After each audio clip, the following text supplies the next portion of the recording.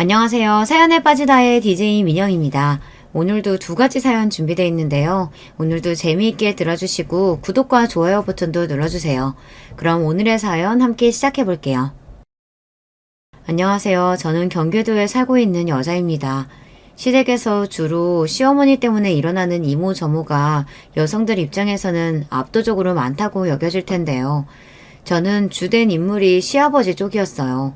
옛날에 가정에서 정말 폭군 그 자체이셨던 분이라고 하고요. 시어머니께서 말려도 소용이 없었다고 하죠. 자식들에게 엄청 무섭게 구는 분이셨습니다. 제 남편에게 남동생이 하나 있거든요. 시동생하고 2살밖에 차이가 안 나니 자라면서 뭐든 함께하며 한 세트처럼 여겨졌을 형제가 아닐 수 없습니다.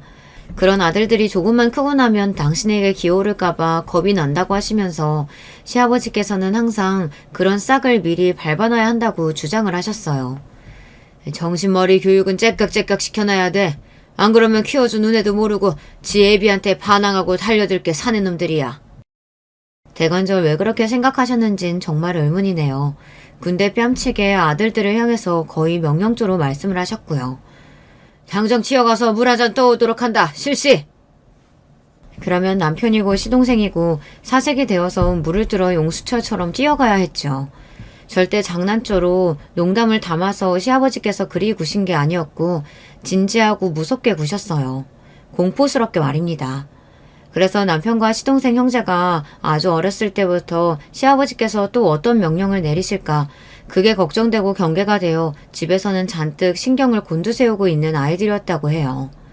어렸을 때 정신교육을 똑바로 시켜야 한다는 명목하에 시아버지께서는 당신의 아들들에게 벽에 등을 딱 붙이고 차렷 자세로 있으라고 명령하셨고 그게 1시간 넘게 이어질 때도 있었습니다.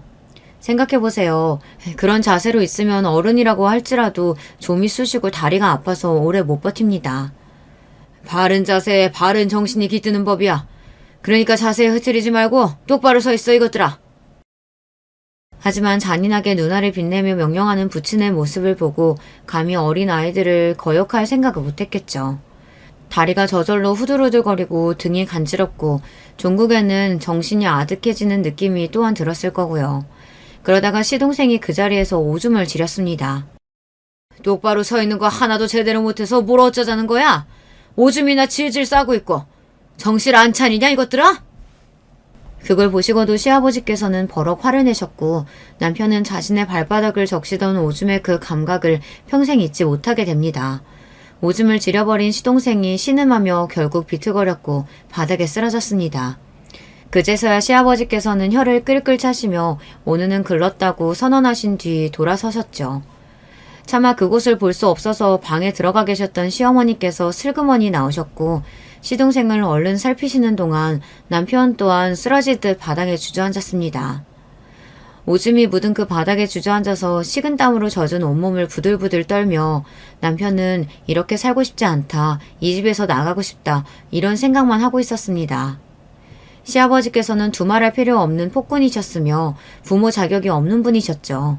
시어머니께서는 그 폭군의 폭정에 억눌린 나머지 납작 엎드려서 덜덜 떠는 것밖에 못하게 되신 분이었고요. 당신의 아들들이 가혹한 훈육을 당할 때마다 눈물을 훔치며 발을 동동 구르시는 게 전부였습니다. 남편과 시동생은 학교를 다니며 필수 불가결로 들어가게 되는 돈, 그 이야기를 집에서 꺼내는 걸 어려워했습니다. 특히 시아버지 앞에서라면 아예 못했고요. 시아버지께서는 당신의 자식들에게 돈이 들어가는 걸 질색하시는 분이었고 그러면서도 항상 돈 타령을 하셨습니다. 시어머니 혼자 계실 때만 남편과 시동생은 필요한 용돈 이야기를 간신히 꺼낼 수 있었어요. 시어머니께서도 경제권을 가지고 계신 게 전혀 아니었던 데다 시아버지 앞에서 숨을 한껏 죽이고 사셨기 때문에 자식들에게 용돈 한 푼 쥐어주는 것조차 어려워하셨습니다. 매번 간신히 이런저런 사정을 대가며 시아버지께 허락을 받아내셔서 자식들에게 용돈을 주셨죠. 성부가 너 태어났을 때 말이야. 돌아가신 네 할머니가 얼마나 좋아하셨던 줄 아니? 그래서 네 이름에 복자가 들어가 있는 거야. 네가 태어난 걸 너무 기뻐하셨고 그래서 복 많은 이름을 너에게 꼭 지어주고자 하셨거든. 시어머니께서는 이 이야기를 자주 해주셨는데 이건 남편이 가장 좋아하는 이야기였습니다. 남편의 친할머니, 그러니까 저에게 시할머니 되시던 분은 시동생 태어나기 직전에 돌아가셨습니다. 건강이 원체 안 좋으셨다고 하더라고요. 시할머니께서 시어머니께 알려주시기를 일찍이 돌아가신 시할아버지 때문에 집꼬라지가 항상 말이 아니었으며 그분에게 맞아서 생긴 후유증들 때문에 몸이 안 좋아진 것 같다고 하셨습니다. 그러더니 결국 천수를 못 누리고 떠나셨죠. 시아버지께서는 당신의 모친께는 해코지를 하지 않았으나 불량한 태도를 쭉 보여오셨어요. 부전자전으로 그런 망나니 같은 기질을 물려받으신 게 분명했어요. 그게 아니면 보고 자란 게 그것뿐이라서 시할아버지의 모습을 따라하게 되신 걸지도 모르죠. 아무튼 이런 부친을 똑같이 겪은 형제였으나 자라서 각기 다른 생각을 가지게 되었습니다. 만약에 지옥을 사람의 형상으로 만들면 우리 아버지일 거야. 벗어나는 게 상책이야. 그리고 나는 이 다음에 결코 그런 사람이 되지 않을 거야. 남편은 시아버지를 향해서 분노의 이를 갈았고 자신은 결코 그 전철을 밟지 않을 것임을 다짐하며 자랐어요. 반면 시동생은 조금 달랐죠. 아버지는 거스를 수 없는 존재야. 무조건 따르고 될 수 있는 한 순종적으로 구는 게 최고야. 세상에서 가장 두렵고 무서운 존재로 시아버지를 여기고 있었거든요. 이렇게 같은 환경 속에서 자란 형제가 신기하게도 점점 반대가 되어갔습니다. 저에게는 남편의 남동생인 시동생뿐만 아니라 여동생인 시누이도 있습니다. 3남매의 막내이죠. 나이 터울이 혼자 동떨어져 있기도 하고 딸이라 그런지 시누이는 자기 오빠들처럼 그렇게 가혹한 모양새로 훈육을 받거나 두드려 맞으면서 자라지는 않았습니다. 그러나 걸핏하면 시아버지로부터 야 이년아 같은 천박하고 기분 나쁜 호칭으로 불려야만 하였고요. 종 취급을 당했습니다. 어린 나이부터 온갖 집안일을 다 배워서 할 줄 알아야 했습니다. 시아버지 같으신 분이 딸이라고 해서 대우를 잘 해주셨겠나요? 절대 아니었죠. 아들도 아니고 딸은 어차피 나중에 출가 외인이 될 몸이라서 키우는 보람도 없다고 하시며 혀를 끌끌 차고 짜증을 내시던 분이었습니다. 그러면서도 엄격하게 통제를 하셨고요. 기본적으로 자식들을 당신의 소유물로 여기셨기 때문인 거죠. 시누이가 사춘기 나이 때 이성 교제를 한 게 집에 들켰을 때도 시아버지께서는 당장 헤어지라고 하셨습니다. 야 이년아, 그렇게 남자가 좋든? 대가리에 피도 덜 마른 주제에 그렇게 나 남자랑 붙어먹고 싶었냐? 이런 반란까지 년을 봤나? 너는 우리 집안의 수치다 수치. 네가 수치라는 걸 알면 당장 그놈하고 정리하고 2번 다시 붙어먹지 마라. 알았냐? 공부나 해 이 반란까지 년아. 시누이로서는 이성교제 사실을 들킨 것도 억울했고 평소에 여자는 공부를 해봤자 아무 소용없다고 노래를 부르시던 분이 이럴 때나 공부나 하라고 혼을 내시는 건 역시도 억울하게 느껴졌습니다. 사춘기 반항심에 시누이는 남자친구하고 헤어지지 않았죠. 대신 꼬리가 밟히는 일이 없도록 조심하면서 만났고요. 그러던 어느 날 그 남자친구가 시누이에게 갖다 줄 게 있어서 집에 찾아왔던 거예요. 남자친구의 안일한 행동을 마주한 시누이의 얼굴이 금세 창백하게 질렸습니다. 아직도 붙어먹고 있었던 거냐? 야 이년아! 네가 감히 이 하늘 같은 애비의 말을 거역해? 시아버지께서는 머리 끝까지 열이 받아 시누이를 당장 바닥에 내동댕이 쳐버리셨어요. 그런 다음 시어머니를 향해 부엌에 가서 가위를 가져오라고 하셨습니다. 시어머니께서는 당혹감에 발을 동동 구르며 어쩔 줄 몰라 하셨지만 곧이어 무섭게 윽박지르시는 시아버지 앞에서 완전히 겁에 질리셨습니다. 애초에 요구나 부탁이 아닌 명령이었으니 그걸 불복하실 수가 없었죠. 그 길로 부엌으로 가서 가위를 찾아오셨어요. 에휴, 가위를 가져오라고 한 부친이나 그걸 또 가져온 모친이나 그 모습을 보며 아직 어렸던 시누이가 얼마나 절망적이었을까요.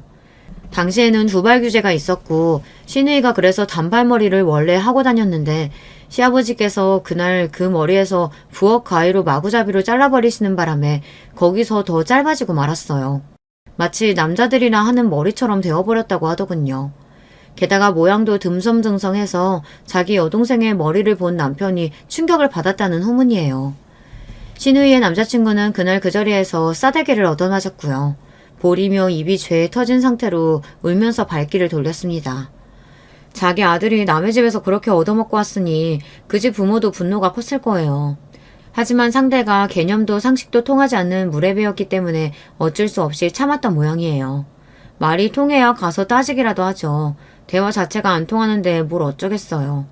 신혜인은 깊은 죄책감을 느끼게 되었고 그 이후로는 절대 자신의 개인적인 이야기를 집에다가 하지 않게 되었습니다. 꼬투리를 잡힐 조금의 여지도 내어 보이지 않았고 집에 마음의 문을 닫게 되었던 거죠.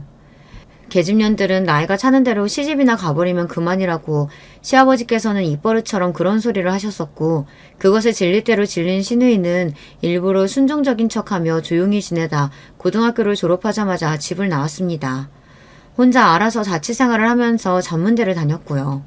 참고로 3남매 중에서는 둘째인 시동생이 대학을 잘 나왔습니다. 힘들게 재수생활을 한 보람이 있는 결과였죠. 재수를 하겠다고 결정을 지었던 것도 시아버지의 강요가 있었기 때문입니다. 시동생의 머리를 빡빡 밀어버리셨고 무조건 재수를 해서 좋은 대학에 가라고 하셨거든요. 고작 이것밖에 안 되는 놈이었냐? 아주 실망이 이만저만이 아니다. 힘들게 교육시켜서 키워놨더니 고작 이게 뭐냐? 대가리 속에 똥만 가득 찼으니 이러는 거지 뭐. 머리 밀고서는 이제 정신 차리고 피를 토한다는 각오로 공부만 해라. 시동생은 죽기 살기로 공부를 하는 수밖에 없었습니다. 시아버지께서 당신의 처남에게 좋은 대학을 강요하셨던 것은 처남보다 공부 수준이 좀 더 나아 보였던 장남이 기대 이하의 결과물을 냈기 때문일 거예요. 하지만 장남에게는 재수를 강요하실 수가 없었죠. 그 무렵에는 이미 남편이 덩치가 커질 대로 다 커진 상태였고 머리가 커진 만큼 반항하는 것도 강했기 때문입니다. 시아버지 당신께서 마구잡이로 휘어잡고 휘둘렀던 옛 시절을 다시 남편에게 맛보여주기는 어렵게 되신 것이었죠. 그래서 그 분노와 욕구를 몽땅 시동생에게 푸셨습니다. 그런 덕분이라고 해도 될지는 모르겠으나 어쨌든 시동생은 결과적으로 대학을 잘 갔어요. 남편은 보통 수준의 대학을 나왔습니다. 형제가 둘 다 군대를 다녀오고 대학을 졸업하고 사회생활을 시작하게 되자 이제 시아버지께서는 옛날에 그 폭군스러웠던 면모를 많이 잃으신 뒤였죠. 사람은 고쳐 쓰는 게 아니라는 말처럼 좋은 성격으로 변하신 건 절대 아니었고요. 나이가 드시면서 자연스레 힘을 잃게 되셨던 것뿐입니다. 더 이상 당신의 뜻대로 모든 것을 휘어잡고 군림할 수 없다는 걸 어쩔 수 없이 납득을 하신 것이었고요. 아마 이런 부모를 겪어보신 분들이 계실 거라는 생각이 드네요. 젊어서 기력이 있으셨을 때는 자식을 휘어잡으시고 멋대로 구시고 소유물처럼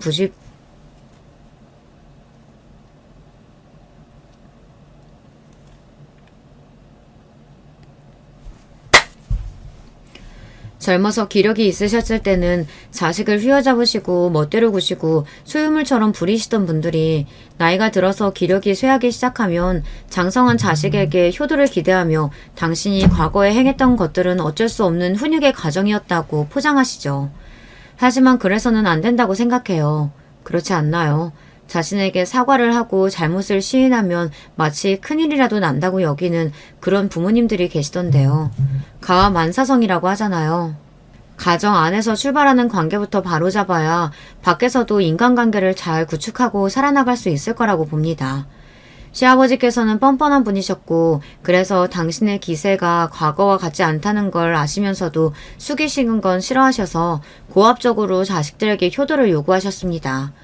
이를테면 사회생활을 하며 돈을 벌기 시작했으니 용돈을 내놓으라는 것이었죠. 10만원, 20만원, 뭐 그 정도였다면 당시의 기준이라고 할지라도 웬만하면 들었을 텐데 그것보다 더 많이 원하셨기 때문에 남편으로서는 부담도 되고 기분도 몹시 엄짠할 수밖에 없었습니다. 시동생도 마찬가지였고요. 차이점이 있다면 남편은 그걸 겉으로 티를 냈다지만 시동생은 티를 못 냈다는 것인데요.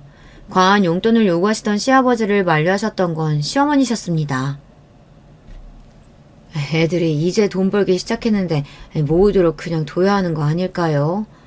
쟤들이 그만큼 커서 돈벌이 하는 게 전부 다 누구 덕이라고 생각하는데 그 배은망덕한 것들이 애비 덕분에 무탈하게 커서 대학까지 나오고 직장까지 얻었으면 응당 보답을 해야 하는 거 아니냐고. 이 애비가 먼저 말을 꺼내기 전에 그것들이 알아서 제깍제깍 은혜를 갚았으면 될 일이지. 그렇지만 용돈 너무 달라고 하는 건 좀 아닌 것 같아요. 아니기는 뭐가 아니야. 이 옆에 내가 나이 처먹고 주름살만 늘어난 게 아니라 간땡이도 같이 불었나? 죽고 싶어? 그게 아니라 당신 잘 생각해봐요. 애들이 이제 각자 자기 짝 만나서 결혼하려고 들지 않겠어요? 장가를 가야죠. 그런데 집에서 보태줄 거 없다시피 하니까 애들이 알아서 장가를 가야 하는데 돈을 모아야 되지 않겠냐고요. 돈이 없어서 장가 못 가기라도 하면 그럼 어떡할래요? 애들이 장가만 잘 가면 차마 며느리하고 귀한 손 좀 보여주면서 그때 효도 많이 할 테니까 지금은 애들이 돈 좀 모으게 그냥 두십시다. 이 에펜나가 진짜 미쳤나? 어디 서방한테 훈계질이야? 어디서 지금 나를 감히 가르치려 들어? 시어머니 딴에는 아주 드문 일로 용기를 쥐어짜서 목소리를 내신 것이었고요. 그런 시어머니를 당장이라도 한 대 치실 듯 손을 위로 번쩍 드셨으나 시아버지께서는 은근히 설득을 당하시는 중이었습니다. 어쨌거나 가부장적이셨던 분인 만큼 남자가 결혼할 때 뭔가 역할을 다해야 한다는 생각을 가지고 계셨거든요. 자식이 결혼을 안 한다는 가정은 아예 하지도 않으셨고요. 반드시 결혼을 해서 가정을 이루고 사는 게 정상적인 거라고 여기시는 분이었습니다. 그리고 시어머니께서 완곡하게 표현을 하셔서 그렇지 시댁에서는 자식들의 결혼에 보태줄 수 있는 수준이 없다시피 한 정도가 아니라 아예 없었으며 집안에 모아둔 재산 같은 것도 딱히 뭐가 있다고 보기가 힘들었어요. 그러니 시아버지께서도 그때 한 발짝 뒤로 물러나셔서 말도 안 됐던 과도한 용돈 요구를 철회하셨던 것이겠죠. 저는 시댁이 이런 곳인지 전혀 모르는 상태에서 남편을 만났기 때문에 처음에는 그래서 남편의 태도를 이해하기가 어려웠습니다. 남편이 요구하기를 자기 집에는 절대 돈 이야기 같은 거 안 했으면 좋겠다고 그랬거든요. 자기 집에 돈 이야기 솔직하게 하는 것보다 바보 같은 짓은 없다고 그랬습니다. 저는 남편이 대체 왜 저러나 싶어서 이해가 안 갔는데 자란 배경을 알고 나니 천천히 납득이 되더라고요. 남편이 시아버지라면 치를 떨기도 했고 전혀 신뢰가 없었으며 돈을 갖다 바칠 생각도 없었던 것입니다. 그럼에도 어쨌든 부모이니까 차마 연을 끊고 살기는 못했던 것 같아요. 남편이 장남이기도 하고 시어머니를 생각해서라도 기본적으로 최소한의 자식된 도리는 하면서 지냈던 것이겠죠. 저는 성격이 확실한 편입니다. 나이가 들면서 이게 경계가 좀 연해졌는데 지금보다 어리고 젊었을 때는 성격이 아주 확실했어요. 좋게 말하면 똑부러지고 나쁘게 말하면 성질이 살짝 있으며 싸가지는 조금 없다고 할까요. 그런데 제가 괜히 심심해서 그런 성격이 된 건 아니었고요. 그런 식으로 노선을 딱 정해서 정확하게 정리를 해야만 하는 환경에 놓여 있었기 때문에 그렇게 된 것이었어요. 타고난 성격 자체도 그리 유들유들하지는 않았기 때문에 한마디로 저는 좀 드센 여자라고 할 수 있었습니다. 문 남성들이 꺼려하는 성격이었는데요. 제가 특징이 하나 있다면 드센 여자인과 동시에 잘난 여자였습니다. 저희 부부는 남편이 저에게 먼저 반해서 구애를 하며 만나게 된 관계예요. 남편이 그러기 이전에도 제가 좋다고 하는 남자들이 몇 있었습니다. 좋은 결혼 자리도 들어왔었고요. 하지만 저는 남편이 제일 마음에 쏙 들었습니다. 같이 있으면 편안하기 때문이죠. 그리고 딱 통하는 점이 있었습니다. 여러분은 부부라고 해서 모든 걸 공유해야 한다고 생각하시나요? 서로 숨기는 거 하나 없이 다 공개하고 살아야 한다고 생각하시나요? 저는 꼭 그렇다고 보지 않는 사람이었습니다. 결혼을 해서 한 집에 살더라도 각자의 시간과 공간이 따로 확보되어야 한다고 여겼어요. 남편은 시아버지 때문에 힘든 유년 시절을 겪어서 그런지 살짝 예민한 기질이 있었고 성격 면에서도 가끔씩 어두운 면이 드러났습니다. 힘들거나 지치는 일이 있으면 혼자서 깊이 땅굴을 파고 들어간 뒤 조용히 재충전을 해야 하는 유형이었으니까요. 저는 워낙에 혼자 있는 걸 잘하기도 하고 좋아하기도 하고 그런 사람이었고요. 이러니까 저희 두 사람이 딱 통할 수밖에 없었던 거겠죠. 결혼하기로 마음을 먹은 거엔 망설임이 따라붙지 않았습니다. 확신에 넘쳐서 행복한 마음으로 결혼을 결정지은 저희 두 사람을 보며 시어머니께서는 어딘가 아쉽다는 그런 표정을 지어주셨고요. 인사를 드리러 갔더니 저를 반겨주시기는 하는데 왠지 모르게 아쉬워하시는 그런 기색을 드러내신 거예요. 제가 그래서 직접적으로 여쭤보았죠. 혹시 제가 마음에 안 드신 건가요? 아니면 저한테 물어보실 게 있는데 물어보기 민망해서 망설이시는 걸까요? 대체 왜 그렇게 아쉬운 표정을 드러내시는지 궁금해서 여쭤보았더니 시어머니께서 솔직하게 바로 답을 주시더라고요. 아니, 난 다른 게 아니고 나이 하나가 마음에 걸려서 그렇지. 나이요? 제 나이요? 아, 혹시 제가 나이가 좀 많다고 생각하신 거예요? 생각이 그런 게 아니라 진짜로 나이가 많잖아요. 아닌가요? 제가요? 어린나이는 솔직히 아니지만 그렇다고 해서 나이가 많다는 소리를 들을 정도는 아닌 것 같은데요. 어머님은 많이 어린 며느리를 기대하셨나 봐요. 아니, 그러니까 나는 우리 아들보다 나이가 더 많다고 하니까 그게 좀 마음에 걸려서 하는 소리지. 2살밖에 차이 안 나요. 완전히 또래인데요. 여자 쪽이 남자보다 나이가 많으면 그만큼 단점이 많지. 제가 당당하고 분명하게 대답을 드렸더니만 시어머니께서 못마땅한 얼굴로 중얼중얼 거리셨습니다. 갑자기 단점을 운운하시는 것에 그쯤 되니까 저도 속으로 어이가 좀 없어졌어요. 남편에게 듣기로는 시어머니께서는 확실한 것이 없으시고 자기 주장도 잘 안 하시는 편이며 평생을 시아버지께 억눌려 사시느라 사소한 것에도 깜짝 놀라시며 의기소침해 하시고 심각하시다는 것 같았는데 들어온 것과는 썩 그렇게 들어맞지 않는 느낌이었어요. 저는 흐지부지 넘길 생각이 없었고 그래서 작게 중얼거리신 시어머니께 다시 여쭤봤습니다. 단점이 대체 뭐가 있냐고 말입니다. 그랬더니 멋쩍어 하시던 시어머니께서 이렇게 말씀을 하시더군요. 아이 낳고 키우기 힘들잖아요. 여자가 어려야 아이도 건강하게 잘 낳지. 아이를 많이 낳아서 축구팀 만들고 야구팀 만들 거 아니에요. 아이는 하나 혹은 둘만 낳을 생각이거든요. 요즘에 아이 많이 낳은 집들이 워낙 드문 건 어머니도 아실 테고 아이를 많이 낳을 것도 아닌데 제 나이 때문에 이세 걱정하시는 건 괜한 걱정이라고 말씀드리고 싶어요. 아니, 그러니까 내 말은 또 여자 쪽이 남자보다 연상이면 너무 드세게 굴고 남자 머리 꼭대기 위에 서려고 하고 매사에 고집 부리고 그럴까봐 걱정이라는 거지. 그래요? 저는 그렇게 생각 안 하지만 만약 어머님 말씀대로라고 할지라도 그게 뭐 그렇게 문제인가요? 아니, 왜 문제가 없어요? 여자 쪽이 남자보다 어려도 별로 그렇게 썩 좋은 것 같지는 않거든요.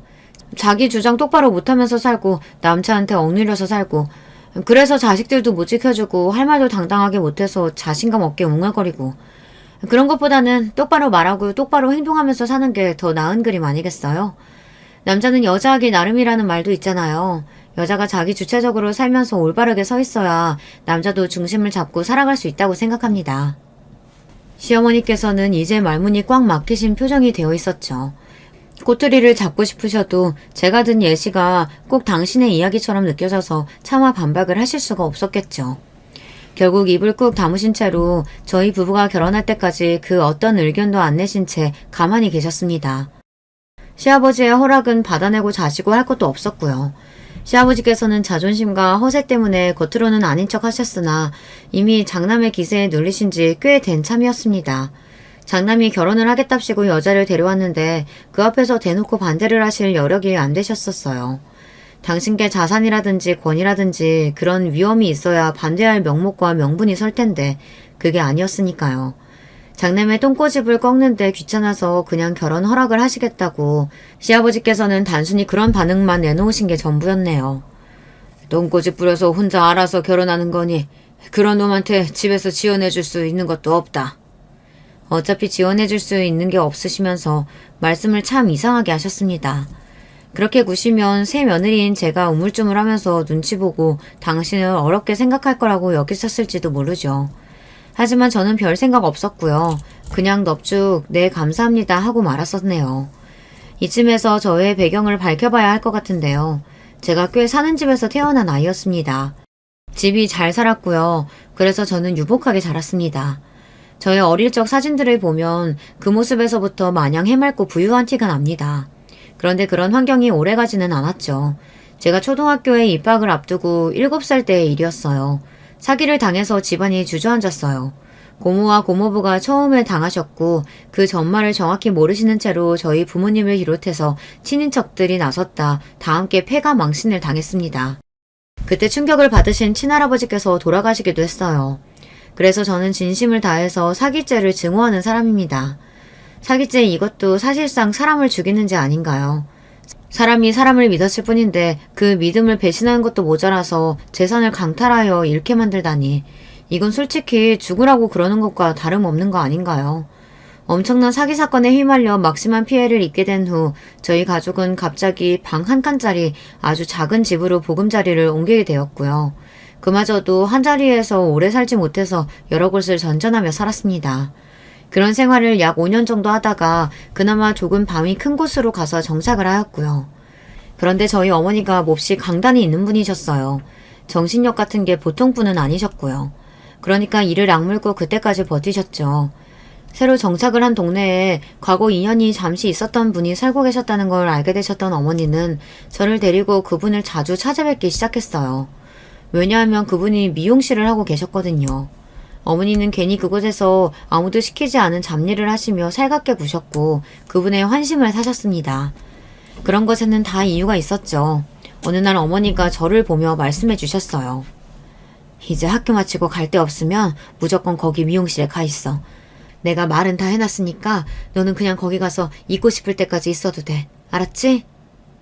그 시절은 지금과 같지 않았으니까요. 이웃의 공간에 가서 시간을 보내는 게 이상하지도 낯설지도 않았던 때였죠. 저는 어머니의 그 말씀만 듣고서 정말로 그날 이후로 미용실에 혼자 찾아가 시간을 보내기 시작했어요. 어머니는 이제 저녁 늦게까지 하는 일을 다니고 계셨거든요. 당연히 아버지는 밤낮 없이 돈을 벌러 다니고 계셨기 때문에 두 분은 맞벌이였고요. 어린 저는 학교 수업이 끝나면 있을 곳이 필요했죠. 학원을 갈 돈도 없었고 매일같이 친구들 집을 전전하는 것도 무리가 있었으며 저녁밥을 매일 얻어먹을 수는 없었으니까요. 그런 면에서 미용실은 저에게 저녁까지 안락하게 시간을 보낼 수 있는 최적의 장소였습니다. 미용실 안에 딸린 쪽방에서 책을 읽기도 하고 손님들이 왔다 갔다 하는 걸 구경하면서 때로는 흥미로운 아주머니들의 대화에 귀를 한껏 기울이기도 하였죠. 그러다가 점점 아주머니들에게 저의 존재감이 부각되었고 어느새 저는 어린이인 주제에 그분들 사이에 껴서 한자리를 차지하게 되었습니다. 저를 챙겨주는 게 재미있다시며 일부러 미용실에 단골이 되신 분도 계셨어요. 저는 낯을 크게 가리지 않는 성격이었는데 그런 시간을 보내면서 점점 더 대범한 구석을 갖추게 된 듯 싶어요. 그래서인지 사람을 상대하는 것을 두려워하지 않는 사람으로 자라났고요. 그 시절, 그 시간들이 저에게는 귀중한 자산이 된 것이죠. 아주머니들이 책이라든지 문제집 같은 걸 갖다 주시기라도 하면 저는 그걸 감사한 마음으로 싹 다 보고 풀었습니다. 그러면서 자연스레 집중하는 법, 공부를 대하는 자세도 익힐 수 있었어요. 저희 가족의 성공 비결은 좌절하지 않은 것이었다고 생각해요. 빛났던 과거의 영광과 비참해진 현재의 어두움을 비교하려 들지 않았습니다. 그게 비결이라면 비결이었네요. 특히나 어머니가 워낙 의연하신 분이었기 때문에 아버지도 포기하지 않고 끊임없이 위를 바라보며 어떻게든 발버둥을 치셨던 것이라고 생각해요. 제가 중학교에 다니고 있을 때 아버지가 절치부심해서 사업을 시작하게 되셨어요. 아주 작은 규모의 사업이었고요. 그 사업은 3년차를 맞이했을 때 좋은 기회를 얻어 조금씩 규모를 키울 수 있게 되었습니다. 점차 탄탄해졌고 그렇게 성장을 해나갔죠. 미용실에서 신세를 지내며 지냈던 그런 시간들 덕분이었을까요? 저는 학창시절 내내 교우 관계도 괜찮게 유지했고 선생님들로부터 좋은 평가를 받았습니다. 학생회장을 지냈고요. 대학도 잘 갔습니다. 대학의 수준을 따지자면 시동생과 거의 비슷하다고 볼 수 있는 그런 곳을 졸업하였고요. 취업도 꽤 성공적으로 해냈는데 특히 제가 면접에서 좋은 점수를 받아 최종 입사를 할 수 있게 되었답니다. 그곳에서 만 2년 동안 경력을 쌓았고 이직을 했어요.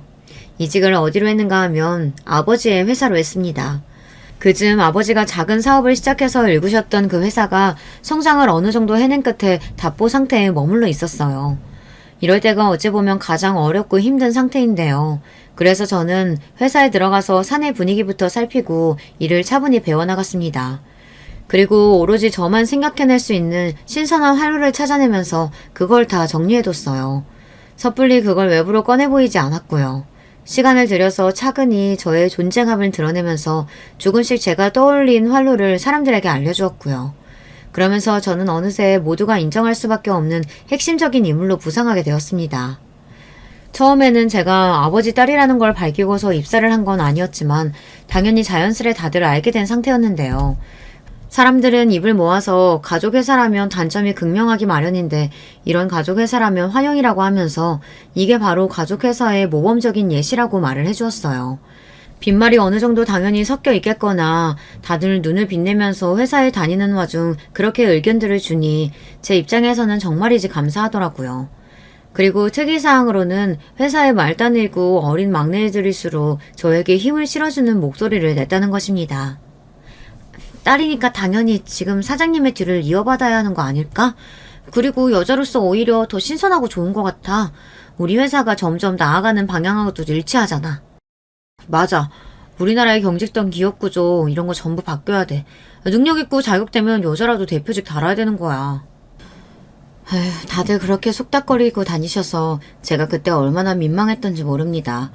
하지만 한편으로는 되게 힘이 되고 든든하기도 했었네요. 아버지는 사기 사건으로 온 집안이 폭삭 주저앉았던 힘든 과거로 마음고생을 심하게 하셨던 데다가 쉼없이 달려오시느라 무리를 너무 많이 하셔서 건강이 썩 좋지 못하였어요. 그랬기 때문에 회사에 들어와서 적응을 잘 마친 것도 모자라서 저만의 능력을 펼쳐 보이는 당신의 딸을 보며 정말 많이 흐뭇해 하셨습니다.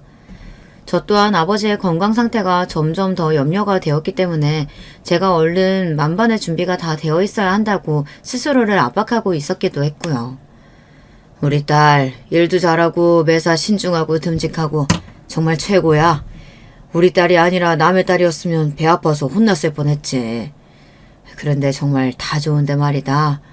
일도 좋지만 이제는 결혼해서 얼른 안정도 찾아야지 않겠냐? 언제까지 그렇게 오만 선짜리란 선짜리는 다 걷어차고 다닐 거야? 아버지가 저를 향해서 결혼을 종용하기 시작하셨던 것도 당신의 건강 상태와 아예 무관하지 않았을 거라고 생각이 들어요. 그래서 저는 딱히 결혼에 의욕이 없었으나 만약 제 마음에 쏙 드는 남자가 생긴다면 그때는 굳이 사양하지 않을 거라고 다짐을 했었죠. 그러다가 만난 남자가 남편이었던 것입니다. 더 늦기 전에 제발 시집을 갔으면 좋겠다고 하실 때는 언제고 막상 제가 결혼할 사람이 생겼다고 말씀을 드렸더니 아버지는 대뜸 의심의 눈초리를 하셨어요. 혹시 말이다. 네 배경 보고서 탐내는 것 아니냐? 무슨 배경이요? 어허이, 너는 알면서 물어. 아버지 제발. 우리가 무슨 재벌이라도 돼요? 아니면 최소한 무슨 어디 대단한 중견기업이라도 되나요? 아니잖아요. 아버지가 지금 우리 집안 수준을 너무 과대평가하신 거예요. 그래도 그렇지 임마. 그 집안에 비하면 우리 쪽이 하늘과 땅 차이로 높지.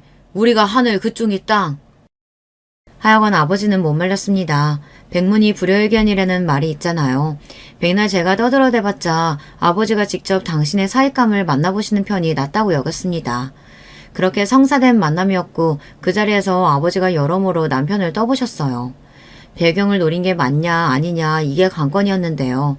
남편이 펄쩍 뛰면서 극구 부인을 했습니다. 강한 부정은 강한 긍정이라는 소리가 있긴 하지만 남편은 너무나도 진심을 다해 부정을 하는 모습이었죠. 아닙니다. 절대 그런 조건들 보고서 결혼하고자 하지 않았습니다. 외람된 말씀입니다만 제가 딱 하나 바라는 게 있다면. 바라는 거? 그게 뭔데? 우리 회사로 출근시켜달라고? 아니요, 그게 아니라 저희 집에 그 사실을 밝히지 않는 것입니다. 뭐야? 설마 자네 가족한테 결혼할 상대가 어떤 집안인지 정확히 안 밝히겠다는 건가? 내가 이해한 게 맞나? 예, 맞습니다. 저는 가족들에게 전혀 밝히고 싶은 마음이 없습니다. 그게 제 바람이에요. 아버지가 굉장히 당황하신 눈빛으로 저를 바라보셨고 저는 어깨만 으쓱하고 말았네요. 남편의 바람을 굳이 안 들어줄 이유가 없었으니까요. 아버지는 남편을 미심쩍어 하시면서도 인정해 주셨습니다. 그렇게 결혼을 하게 되었죠. 남편은 시아버지와의 관계를 회복할 시간이 눈꽃만큼도 없었어요. 당연하다면 당연한 이야기입니다. 그래서 삭막하고 뻘쭘한 부족한 부자관계였고요. 그래서 시댁하고 열심히 교류할 일도 없었습니다. 결혼하고 나서 남편은 남편대로 열심히 일을 다니며 살고 저는 저 나름대로 노력을 다하고 하루하루를 보내고 있었어요. 그런데 시댁에 변화가 생겼으니 그건 바로 시동생이 을사와 결혼을 한 것이었어요. 딱 1년 만나고 결혼을 하게 된 것이었는데요. 결혼할 때 시동생이 시아버지를 향해 드린 말씀이 압권이었다고 생각합니다. 아버지, 제가 해냈습니다. 시동생은 어린 시절 시아버지께 무섭도록 매일같이 혼이 나며 몸을 벌벌 떨고 그러다가 오줌까지 지리고 말았던 그때 그 시절의 공포에서 어찌 보자면 벗어나지 못한 모양이었습니다. 나이가 들고 사회인이 되어서도 시아버지의 그늘에서 벗어나지 못했어요. 왜냐하면 시아버지의 말씀이라면 거역할 생각도 못했거든요. 무조건 복종하고 따라야 하는 절대적인 존재로 보았습니다. 그래서 을사같이 대단한 며느리를 데려온 것을 시아버지께 자랑하고 인정받으려고 한 것이었죠. 그래 이놈아, 네가 해냈구나. 잘했다. 감사합니다 아버지. 잘 살겠습니다. 벅찬 얼굴의 시동생을 보면서 저나 남편은 이해가 안 돼서 고개가 저절로 저어졌답니다. 동서는 시동생보다 한 살이 많았어요. 어쩌다 보니까 형제가 둘 다 연상과 결혼을 하게 됐는데요. 저한테 하셨던 것과는 달리 동서에게는 시어머니께서 나이가 많다느니 그런 소리를 안 하셨어요. 그저 흐뭇하게 바라보실 뿐이었죠.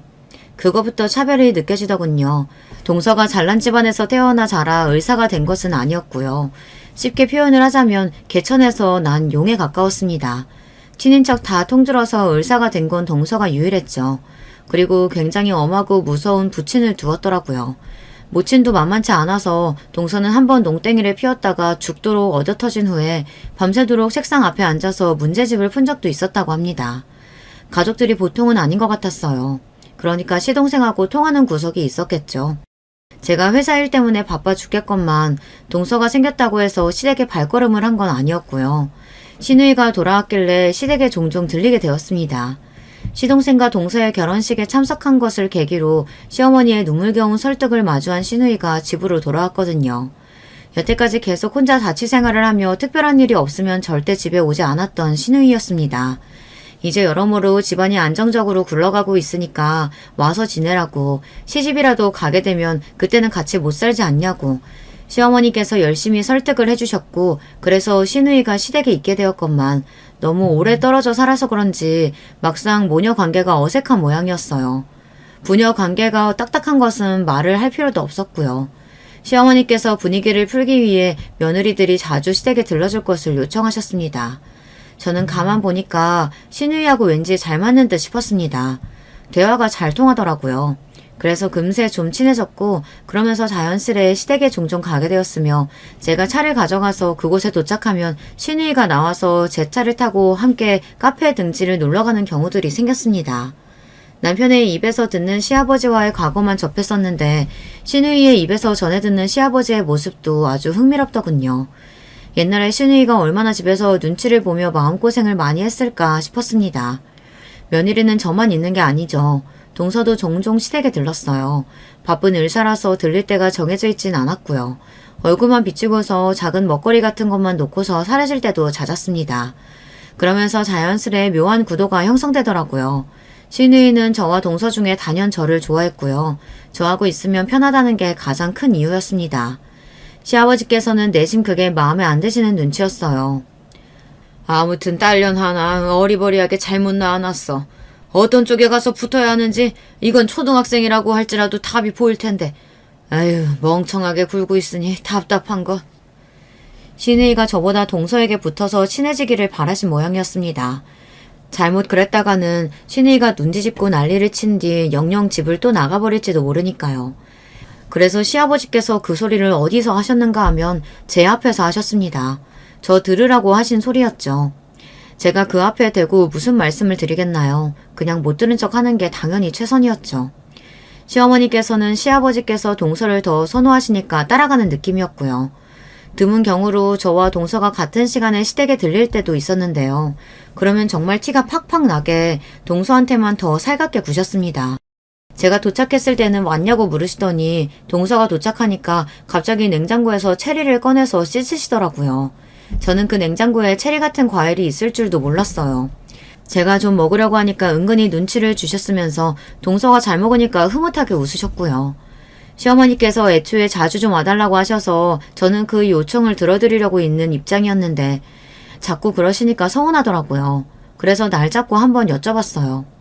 어머님, 왜 자꾸 동서만 예뻐하세요? 내가 언제 그랬니? 언제라고 특정할 수도 없어요. 항상 그러시니까. 그러자 시어머니께서는 민망한 표정을 감추지 못하셨어요. 저는 발뺌 마실 생각 말라는 눈빛을 부릅뜬 채 시어머니를 바라보는 중이었고요. 이윽 후 시어머니께서는 이런 대답을 내놓으셨습니다. 나는 모른다. 네 시아버지한테 물어보든지 해라. 나는 그냥 하자는 대로 하고 시키는 대로 따르는 것뿐이야. 그런 식으로 어벌쩡하게 떠넘기시더라고요. 기가 막혔죠. 하지만 이런 대화가 있었다고 시누이한테 말을 했더니 원래 주체적인 생각을 못 하시는 분이라고 어머니를 표현하더라고요. 그래서 제가 그날 이후로 더 캐묻지 않고 시어머니를 그냥 내버려 두었고요. 시어머니까지는 그렇다 치겠는데 제가 과거를 다 들어서 그 정체를 알고 있는 시아버지께서는 안 어울리시게 살가운 미소를 짓기 시작하신 것만큼 왠지 그것만큼은 넘어갈 수 없었습니다. 을사 며느리를 집에 들여온 것으로 어깨에 힘이 잔뜩 들어간 시동생이 시아버지를 향해서 충성 이런 자세를 보였고요. 동서는 시아버지께서 자기를 추켜 세워주시는 게 좋은 모양이었어요. 그 이유를 알 것도 같았죠. 동선의 집안이 워낙 엄격하고 무서웠다고 하니까요. 시아버지 같은 그런 분에게 인정받고 칭찬받는다는 게 뿌듯한 거, 그 과정이 몸에 새겨져 있던 것입니다. 시동생과 동서 그 부부가 아주 쌍으로 제 기준으로 보자면 골 때렸습니다. 그런데다가 시아버지께서 노골적으로 자꾸만 저를 보시면 한숨을 쉬시는 게 아니겠어요. 에휴, 그 아들놈의 그 며느리년. 어느 날은 이런 소리까지 하시더라고요. 제가 하도 어이가 없어서 전에 시어머니께 여쭈다가 말았던 것을 시아버지께 대놓고 여쭤보았어요. 아버님, 저도 눈이 있고 귀가 있어요. 왜 자꾸 저한테만 그러세요? 동서한테는 활짝 웃어주시다가 저를 딱 보시고는 인상 쓰신 적도 있으시잖아요. 말하는 꼴하지 마라. 드세다 드세. 제가 드센 거면 아버님은 뭔가요? 천박하다고 해야 하나요? 놈이니 연이니 그런 소리 너무 자연스럽게 하시네요. 뭐라고? 이게 아주 건방지구나.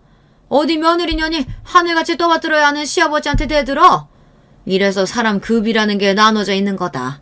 네 동서는 을사잖냐? 너는 고작 흔하게 널린 직장인이고. 차별받는 게 당연한 거를 굳이 이걸 따지고 묻다니. 저 흔한 직장인 아닌데요. 제가 다니는 곳이 어딘지 아버님은 제대로 알지도 못하시면서 그러시네요. 막무가내로 구시는 버릇은 예나 지금이나 똑같으신가 봐요. 천박함이 아버님의 고육 특성일까요? 이래서 사람은 고쳐 쓰는 게 아니라고 하는 건가 봐요. 제가 웃으면서 또박또박 말씀드렸더니 시아버지의 얼굴이 가을날 잘 익은 사과처럼 붉어졌습니다. 열이 팍팍 오르신 것이죠. 그리고 어느새 부엌에 계시던 시어머니께서 놀란 얼굴로 초조하게 다가오신 상태였고요.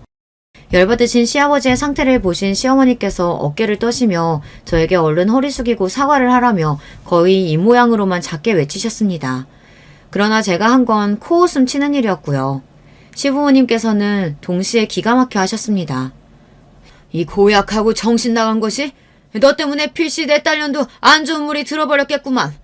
내 딸년이 의사하고 친해져야 하는데 왜 쓸모없는 직장인 나부랭이라고 자꾸만 붙어 다니는 거야? 그 딸년에게 안 좋은 물 들이셨던 건 아버님 본인 아니세요? 왜 죄 없는 저에게 책임을 전가하려고 하세요? 많이 당황스럽네요. 그리고 저 일개 직장인 나부랭이 아니에요. 오냐? 네가 제법 탄탄한 기업에 다니고 있다 이거냐? 그렇다고 해도 의사에 비할 소냐? 네가 의사가 버는 것에 반의 반이라도 버냐?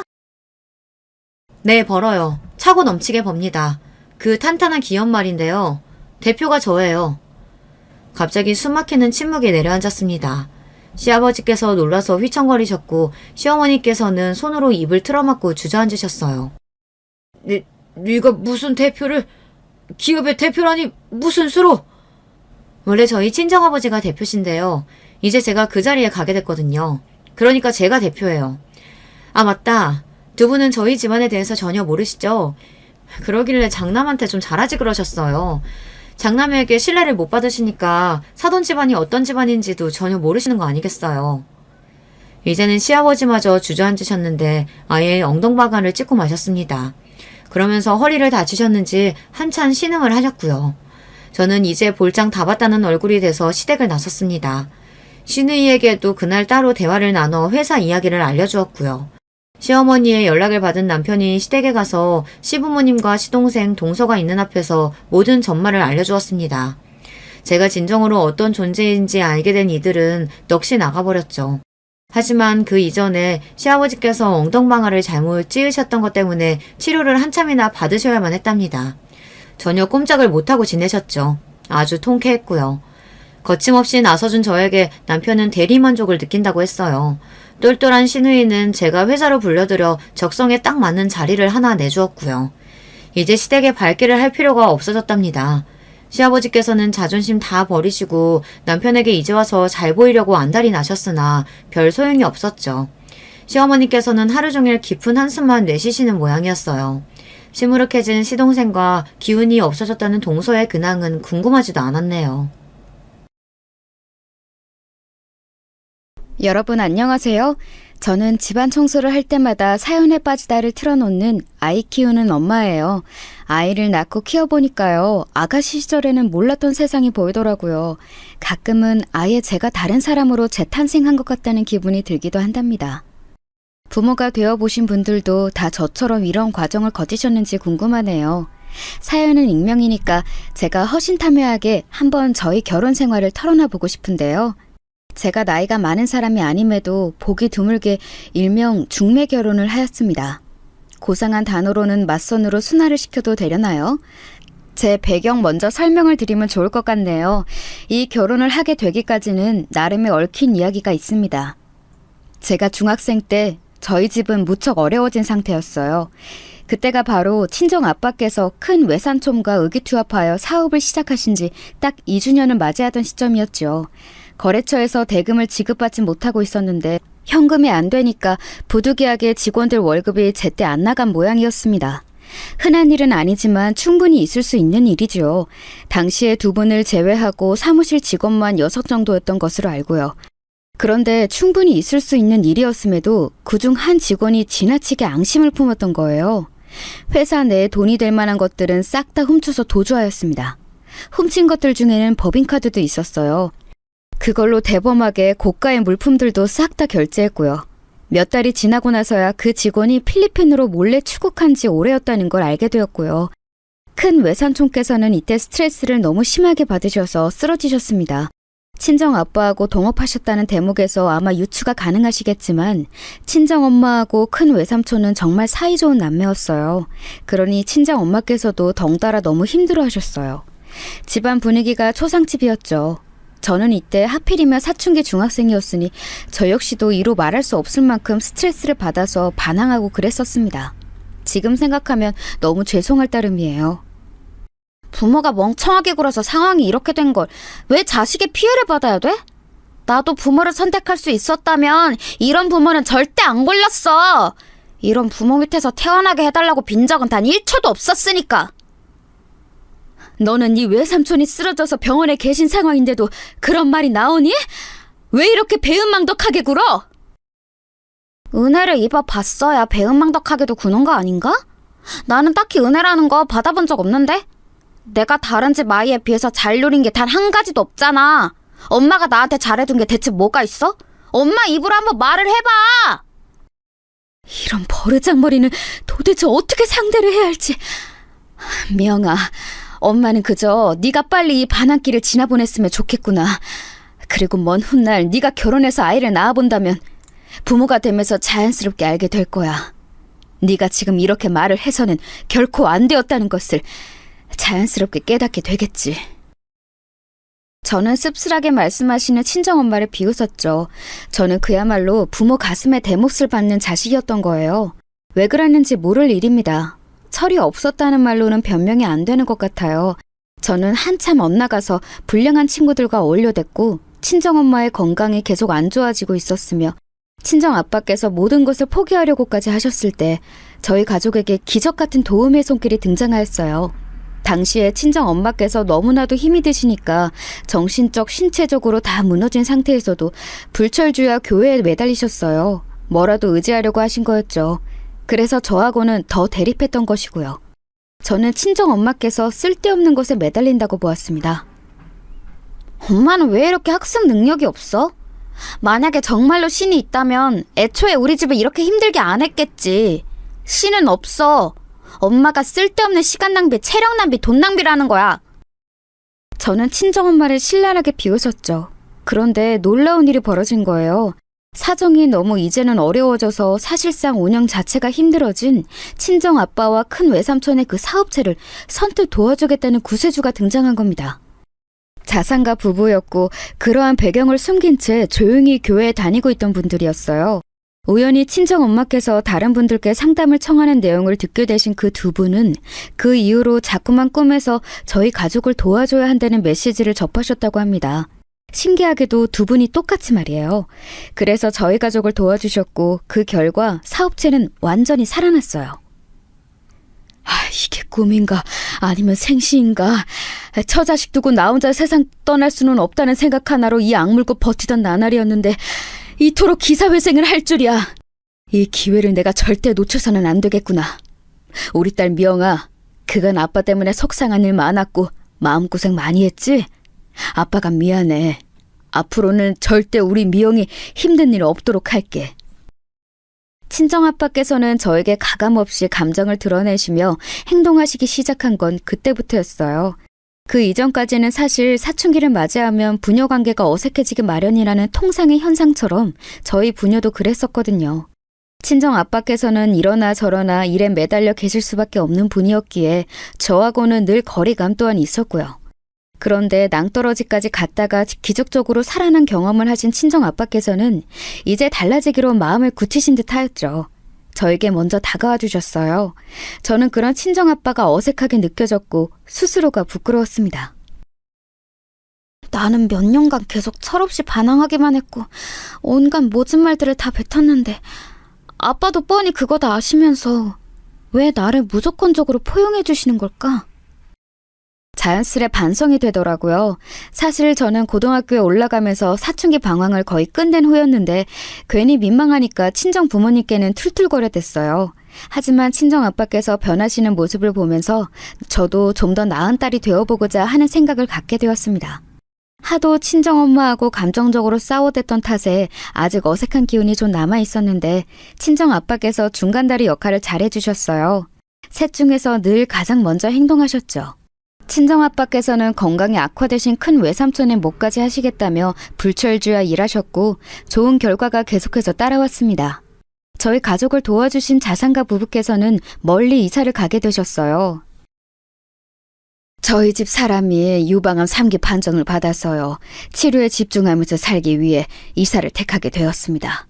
앞으로 하시는 일 계속 잘 되기를 빌겠으니 여러분도 저희 집 사람 위해서 생각나실 때마다 기도 좀 많이 부탁드립니다. 아무럼요. 기도 많이 해드리겠습니다. 저희 가족 살려주셨으니 이런 선행을 베푸신 분들에게 나쁜 일이 일어날 거라고는 생각하지 않아요. 병맛 따위 거뜬히 물리치실 거라고 봅니다. 제가 그때 교회를 나가서 늘 기도를 했던 것은 하늘의 인도하심이었다고 저는 생각을 합니다. 하늘의 인도를 받았으니 받기만 해서는 안 될 일이고 저희도 뭔가를 베풀어야 마땅하다고 봐요. 저희가 반드시 은혜를 갚을게요.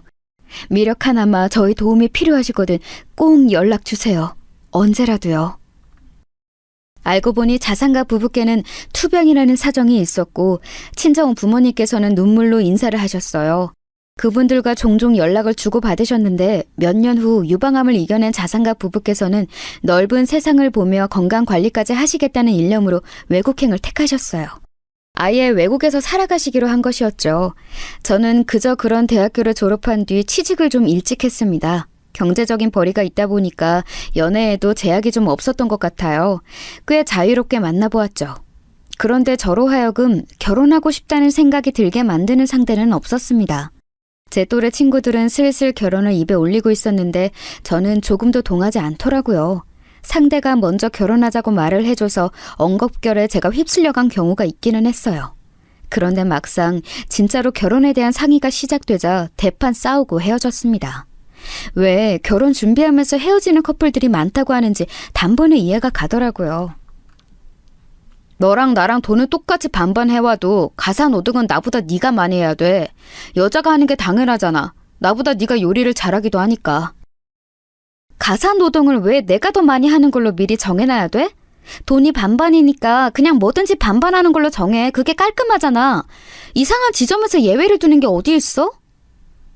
야, 그렇게 따지고 들지 마. 너는 여자가 되어가지고 왜 그렇게 양보심이 없고 나긋나긋하지가 못하냐? 원래 여자들이 가사노동을 다 하는 건데 내가 좋아주겠다는 거야. 네가 완전히 땡 잡은 상황인데 네가 지금 파악을 못한 거라고.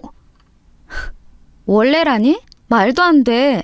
옛날부터 그랬다는 소리를 하고 싶은 거라면 그래, 옛날 기준으로 맞춰보자. 가장들은 자기가 무조건 곧 죽어도 처자식 먹여 살려야 한다는 책임감과 압박감을 안고 살지 않았어?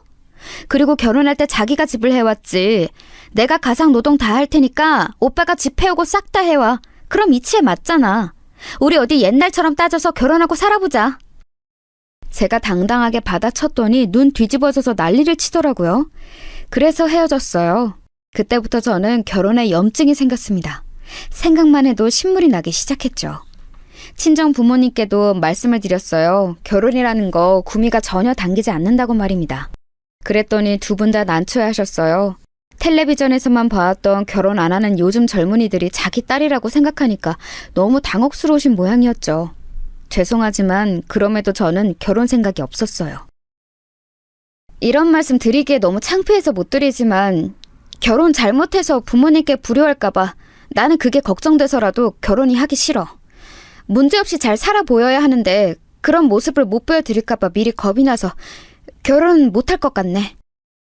저는 제 속마음을 감춰두고 있었습니다. 결혼을 하지 않을 구체적인 이유까지 있었던 것이죠. 하지만 세상사가 예상한 대로 안 흘러가더라고요. 어느 날 친정 엄마께서 되게 생각이 많으신 얼굴로 저에게 말씀을 하셨어요. 내가 엊그제 누굴 만났는 줄 아니? 예전에 우리 도와주셨던 분들 한국에 들어오셨다길래 만났지. 이런저런 대화를 나누다가 알게 된 건데 그 집 막내 아들이 너보다 나이가 2살 많은데 아직 결혼을 안 하고 있다네? 결혼 생각이 없는 건 아니라던데 옛날부터 막내 때문에 골치 아픈 일이 많았다면서 두 분이 머리를 싸매시던데 내가 생각이 참 많아지더라고. 그런데 그 이야기를 왜 저한테 하세요? 엄마, 혹시 제가 그 막내 아들하고 만나봤으면 해서 말씀하시는 거예요? 그게 사실은 둘이 만나보는 자리나마 만들었으면 좋겠다고 우리 어른들끼리 짧게 의견을 나누기는 했는데 절대 너에게 강요하는 건 아니야. 이미 상황은 그렇게 흘러가게 됐는데 강요가 아니라고 하는 게 별로 설득력이 없었어요.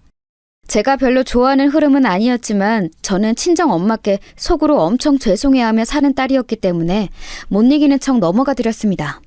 이쯤 되면 예상이 가시겠지만 그 집 막내 아들이라는 사람하고 제가 결혼을 하게 되었던 거예요. 제가 남편이 첫눈에 마음에 들었다거나 아니면 결혼 생각이 갑자기 생겼다거나 했던 건 아니었습니다. 다만 남편하고 제가 서로의 필요한 때에 만난 사이라는 직감이 들었을 뿐이에요. 게다가 저를 그 자상가 부부, 아니 제 시부모님께서 마음에 들어 하셨어요. 그 반응을 또 저희 친정 부모님께서는 마음에 들어 하셨고요. 은혜를 갚는다는 생각을 하신 게 틀림없었습니다. 친정 엄마께서 저를 보며 기대감 어린 눈빛을 하시길래 그때 생각했죠. 아무래도 결혼을 해야 할 것 같다고요. 남편도 비슷했습니다. 결혼이라는 게 왠지 구속당하는 것 같아서 그 점은 안 내켰지만 녹청각으로 늙어 죽으면 부모님이 재산 안 주실 거라고 했었고 한다면 하시는 분들이니까 재산 받고 싶으면 결혼은 꼭 해야 하고 그렇다면 부모님이 마음에 들어 하시고 돌려 말하는 거 싫어하는 내 성격하고 잘 맞는 이 여자와 하는 게 정답이로구나. 내가 이 여자를 만나서 결혼하려고 지금까지 결혼에 흥미가 없었던 거구나. 이런 생각이 들더라. 그래서 당신에게 더 망설이지 않고 청혼했었던 거야. 계산기 열심히 두드리고 나니까 아무래도 이게 최선 같아서 선택하게 됐다고. 지금 그 말하는 거지?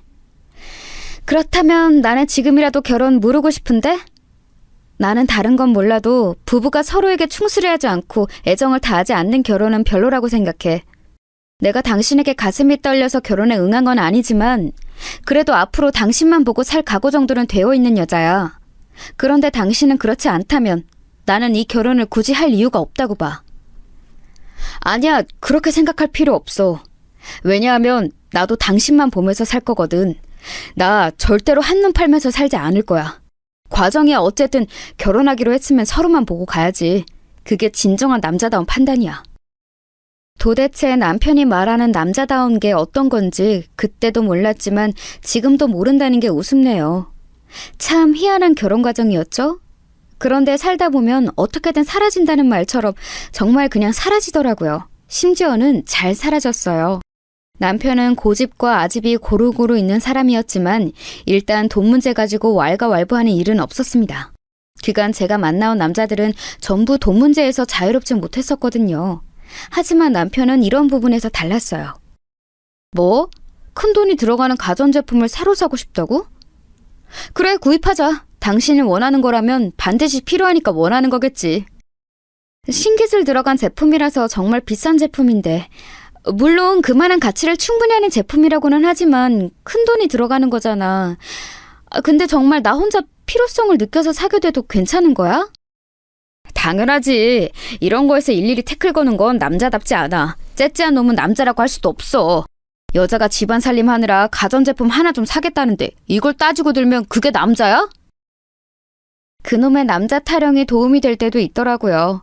하여간 미묘한 불협화음을 낼 듯 말 듯 하면서도 저희 부부의 합주는 계속되었습니다. 그러자 친정 부모님께서도 점차 안심을 하시더라고요. 그 모습을 보면서 깨달았죠. 두 분께서는 사실 반쯤은 흐름에 휩쓸려서 결혼을 추진하셨지만 제가 불행하게 살까봐 노심초사하시며 계속 걱정을 하고 계셨다는 사실을요. 얼마 뒤 제가 생각보다 이르게 임신을 하게 되었고 친정 부모님께서는 몹시 기뻐하셨습니다. 제가 제대로 된 가정을 꾸려서 사는 게 맞다고 이제는 확신을 하신 눈치였어요. 친정 부모님의 반응을 살피는 제 내면에는 사춘기 시절을 너무 요란하게 보냈던 탓에 두 분을 향한 죄책감이 짙게 깔려 있었죠. 그래서였을까요? 저는 남편과의 결혼 생활이 삐거덕대기 시작했지만 결코 티를 낼 수가 없었습니다. 더군다나 저는 이제 임신한 몸이었죠. 이런 마당에 제가 행복하지 않다고 외쳐봤자 큰 소용이 없을 것 같았어요. 임신한 저를 두고 남편은 마음껏 놀러 다녔습니다. 그리고 그걸 당연하다고 여겼어요. 남자들은 원래 이렇게 주기적으로 야외 활동을 꼭 해주면서 살아야 돼. 그래야 충전이 되는데 당신이 임신해서 어디든 막 다니는 게 쉽지 않으니까 나라도 놀러 다니는 거지. 이건 어쩔 수가 없어. 웬만큼 말이 통하는 상대였다면 제가 진작에 단판을 지었을 텐데 남편은 정말 제가 살면서 본 사람들 중 최고로 막무가내인 사람이었어요. 무식한 놈이 신념을 가지는 것만큼 무서운 게 없다는 표현이 자꾸만 남편을 보면 떠오르더라고요. 그래도 제가 참을 인자 새기면서 참았습니다. 친정 부모님을 떠올리며 인내하였고요. 한편으로는 아이 낳고 몸 다 풀고 나면 두고 보자는 생각도 있었습니다. 아기 태명은 어쩌다 보니 귀염둥이가 되었는데 병원에서는 딸이라는 귀띔을 받게 되었어요. 귀여운 딸이 태어날 것 같아서 가슴이 두근거렸죠. 어느덧 출산 예정일까지는 열흘 정도가 남아있었어요. 하지만 아이를 안 낳아 보신, 부모가 안 되어 보신 분들이라도 어른들이라면 상식적으로 출산이라는 게 딱 예정일에 맞춰서 그날 100% 실현된다는 보장이 없다는 것쯤은 아실 거라고 생각합니다. 저도 그렇고 병원에서도 무조건 그날 아기가 나온다고 장담은 안 하고 있었어요. 그런데 남편 혼자만 다른 세계에 살고 있었나 봅니다. 아, 맞다. 내가 말할 게 있는데 나 내일 저녁에 술 약속 있어. 아마 밤새 술 마시고 놀 것 같으니까 미리 말해두는 거야. 뭐라고? 당장 내일 술 약속인데 그걸 지금 말하는 게 당신은 미리 말한다고 생각이 들어? 그리고 웬 술 약속이야? 밤새 술 마시고 논다니? 제발 말 같지도 않은 소리는 하지 마. 지금 자기 와이프가 만삭 임산부라는 자각이 당신은 있는 거야, 없는 거야? 어차피 출산 그날까지 열흘인가 열하루인가 아무튼 그 정도 남았다면서. 그럼 멀었네. 하루 정도 내가 논다는 게 그렇게는 안 입고 온 거야? 당신은 술 못 마시는데 나만 마시고 논다고 질투하는 건 아니지? 나는 원래도 술을 안 즐기는 사람이야. 세상에. 요즘 들어 그나마 속을 안 썩이길래 그래도 자기 자식 태어날 때 다 되어간다고 조금은 정신 차렸구나 싶었는데 그게 아니었구나. 내 착각이었구나. 당신 제발 부탁인데 정신 좀 똑바로 차려. 예정대로 돌아가면 그게 컴퓨터지 사람이야? 어디까지나 예정일이 그렇다는 거고 사실 오늘 당장 아기가 나온다고 해도 이상하지 않은 시기야. 이런 중요한 시기에 당신은 친구들하고 술이나 밤새 퍼마시고 싶어? 나 같으면 제발 누가 같이 놀자고 졸라대도 거절하겠다. 제정신이 박힌 사람이라면 와이프가 만삭 임산부인 친구에게 감히 술 마시자고 놀자는 말도 안 꺼내. 그러니까 그 이상한 친구들 이참에 싹 다 정리해.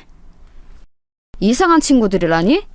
내 고등학교 동창들이랑 대학 동기들이야. 전부 다 친하게 어울려 지내는데 그중 한 명이 외국 나가서 살다가 오랜만에 한국에 출장 업무차 들어와 있고 내일 저녁부터 시간이 나서 밤새 어울려 놀면서 회포 좀 풀겠다는 건데 이걸 이해를 못 해주냐? 당신이 워낙 이런 쪽으로 굴러먹었다는 걸 내가 이제 알아버려서 그래. 몰랐다면 멍청하게 흔들렸을 수도 있겠지. 그런데 절대 안 돼. 당신 그 어처구니 없는 술자리에 나가기만 해봐. 진짜 끝이야. 제가 정말 이를 악물고 말했습니다. 툴툴거리면서 돌아서는 남편의 모습까지 정말 활용점정으로 저를 속상하게 만들더라고요. 솔직히 말해서 비참하기까지 했어요. 왜 이렇게 철없고 생각이 짧은 남자의 아이를 가져서 지금 이러고 있는지. 남들도 다 이렇게 살 것 같지는 않은데 나 혼자만 이렇게 불행한 임신기간을 지나왔구나. 이런 생각들이 몰려들면서 눈시울이 뜨거워졌네요. 그런데도 남편 제 안색 한 번을 안 살피고 수건 하나 챙겨서는 욕실로 들어가면서 문을 쾅 세게 닫더라고요. 문짝 떨어지는 줄 알았어요. 자기 삐쳤다는 신호였죠. 사춘기 중학생이라도 만삭이 임산부 앞에서는 저렇게 큰 소음 내는 것에는 주의할 것 같은데 완전히 자기 기분대로 행동하는 남편 때문에 저는 골머리를 앓았습니다. 부풀어 오른 배 때문이 아니라 그날은 지끈거리는 머리 때문에 잠을 내내 설쳤어요. 이래저래 찾아보니까 출산을 앞둔 임산부들은 닥쳐올 분만의 고통에 대한 두려움과 드디어 만나게 될 아기와의 첫 순간에 대한 설렘으로 이 시기를 가장 들뜨게 보내던데 저는 다름 아닌 남편 때문에 머리를 싸매고 있었으니 이게 말이나 되는 것이었을까요?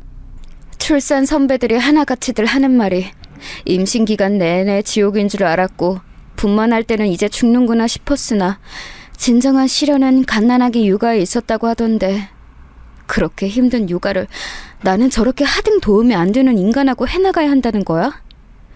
벌써부터 도움은 바라지도 않고 방해나 하지 말았으면 하는 바람을 갖는 내가 과연 정상일까? 이런 서글픈 생각으로 밤새 끙끙 앓았어요. 그런데도 저는 이걸 별로 의심하지 않았습니다. 바로 남편이 그 밤샘 술자리에는 나가지 않을 것이라는 사실 말이에요. 유치하고 저급하게 실이 삐친 티는 팍팍 냈으나 그걸 끝으로 남편이 놀러 나가지 않을 거라고 믿었는데요. 저는 현실을 부정하고 싶은 상황을 이튿날 맞닥뜨리게 되었습니다. 오후 5시 남편이 메시지를 남겨왔어요. 불금의 의미란? 바로 불타는 금요일. 나 오늘 불사 지르고 올게. 당신의 뱃속 양수에서 헤엄치고 있는 우리 귀염둥이하고 텔레비전이나 보면서 잘 쉬고 있어. 예정일 많이 남아있으니까 안심 좀 해. 저는 제 눈을 의심하면서 짧은 그 내용을 읽고 또 읽었습니다. 바로 전화했는데 안 받더라고요. 아직 업무 중임을 감안해서 진짜 화를 꾹 참으면서 메시지를 쓰다가 임신 초기부터 꾸준히 점층 쪽으로 붓기 시작해서 이제는 아주 오동통해진 손가락으로 휴대폰 타자를 치려니까 화가 난 상태에서는 갑자기 너무 힘이 드는 거예요. 너무 서러웠죠. 임신 때문에 저는 온갖 고생 다 하면서 생명에 대한 책임감과 애정으로 버텨왔는데 남편이란 작자는 늘 그렇듯 유유자적이었으니까요. 메시지 쓰던 것을 때려치우고 다시 전화를 건 뒤에 아예 음성 메시지를 남겼습니다. 뭐? 불금 같은 소리하고 자빠졌네. 당신 진짜 미친 거 아니야? 우리 귀염둥이가 있는 양수 그거 언제 터질지 모르는 상황인데 불사 지르면서 논다는 소리가 그 입에서 쳐나오니? 퇴근하자마자 당장 집으로 튀어와! 책임감이나 도리 같은 건 저는 어느새 기대하지도 않고 있었던 것 같아요. 그저 일만의 양심이라는 게 있으면 음성 메시지를 듣고 집으로 올 거라고 여겼습니다. 사람이라면 그렇게 해야 한다고 보았네요. 저녁 시간이었는데 전혀 배도 안 고팠고요. 저녁 밥을 하고 자시고 할 것도 없었던 것 같아요. 소파에 비스듬히 앉아서 그저 시계만 노려보고 있었습니다. 남편의 근무가 끝나는 6시가 되자마자 휴대폰을 다시 확인했는데 아무것도 안 와 있어요. 그래서 제가 남편에게 다시 전화를 걸었지요. 그러자 제가 들은 소리가 뭔 줄 아시나요? 휴대폰이 꺼져 있다는 안내 음성이었습니다. 너무 화가 나니까 되려 웃음이 나더라고요. 지금 생각하니까 자포자기의 웃음이었던 것 같아요. 휴대폰을 끄다니 이건 완전히 해보자는 거잖아요. 아기한테는 정말 미안했지만 솔직하게 고백을 해보자면 그 순간만큼은 차라리 아기를 낳고 싶지 않다는 생각마저 들었어요. 그 정도로 제가 정신적으로 너무 큰 타격을 받았던 듯 싶네요. 못나디 못난 남자 때문에 울고 싶지 않았건만 저도 모르게 눈물이 나서 그 서러운 심정을 이기지 못하고 혼자 있는 집에서 울었어요. 그런데 제가 잠시나마 아기가 차라리 안 태어났으면 좋겠다는 못된 생각을 한 탓이었을까요? 예정일도 남았건만 휘청거리며 힘들게 소파에서 일어났을 때 아래에서 젖은 느낌이 났어요. 본능적으로 양수가 터진 건가 싶어서 분만실에 연락부터 했네요. 일단 내원하라는 답을 들어서 출산 가방 저 혼자 챙겼습니다. 그러면서 남편에게 전화를 해봤지만 역시나 휴대폰이 꺼져 있었죠. 눈물을 훔치고서 메시지를 남겼습니다. 양수 터진 것 같아서 병원 가니까 이거 보는 대로 병원으로 달려오라고요. 메시지를 딱 보내고 나니까 그때부터 미친 듯이 진통이 시작되었어요. 식은땀이 줄줄 흐르고 눈앞이 흔들거렸습니다. 급하게 택시 불러서 병원으로 향했어요. 우리 부모님께 내가 혼자 이렇게 진통하는 모습 보여드리는 건 싫어.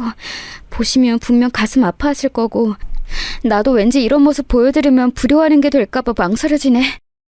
직관적으로 표현을 하자면 저는 왠지 자존심이 꽤 상했던 것 같아요. 그런 모습 친정 부모님께 드러내기에는 저의 자존심이 강했던 듯 싶네요. 내진을 받아보니 자궁문이 이미 열리고 있었고 진행 상태였기에 바로 입원실로 올라갔습니다. 입원 수속 당연히 저 혼자 밟았어요. 보호자 없냐고 아이 아빠는 어디 있냐고 그렇게 간호사분들이 물으시는데 몸이 아픈 상황에도 제가 순간 얼굴이 화끈거렸네요. 초산임에도 진행이 워낙 빨라서 저는 병원에 도착한 지 딱 4시간 만에 출산을 하였습니다. 죽다 살아났다는 말밖에는 정말 할 말이 없는 출산이었어요. 저는 제가 이대로 세상 하직하는 줄로만 알았는데 제 소중한 아기 귀염둥이가 세상 밖으로 나오자마자 정말 거짓말처럼 고통이 사라지더군요. 아주 신기한 경험이었어요. 무사히 출산을 마치고 나서 친정 부모님이 와주셨고요. 제가요, 갓 태어난 아기를 보면서 이루 말할 수 없이 감격했지만 그래도 울지는 않았거든요.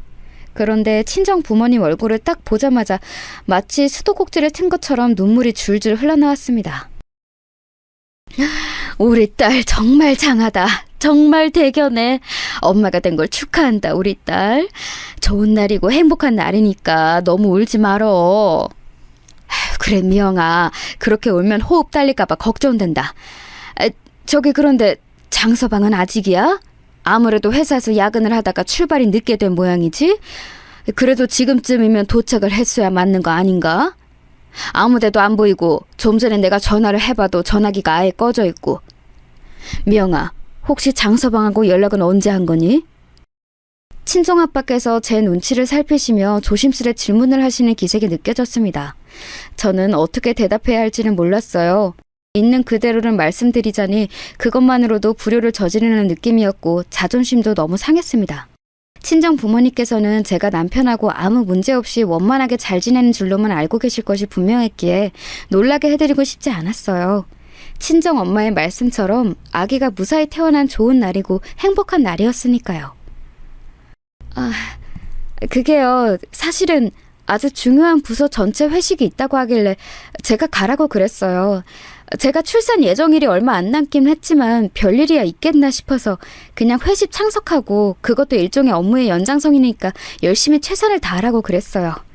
퇴근하고 회식 장소로 이동하면서 저한테 연락 왔었고요. 그때까지만 해도 제가 진통 시작 전이었기 때문에 회식 잘하라는 말만 해줬네요. 그 후로 아마 배터리가 다 되어서 휴대폰이 꺼진 모양인데 회식에 열중하느라 휴대폰 상태 확인도 못한 거겠죠? 아마 집에 갈 때가 되면 휴대폰 꺼진 거 알고 얼른 충전을 하든지 할 사람이에요.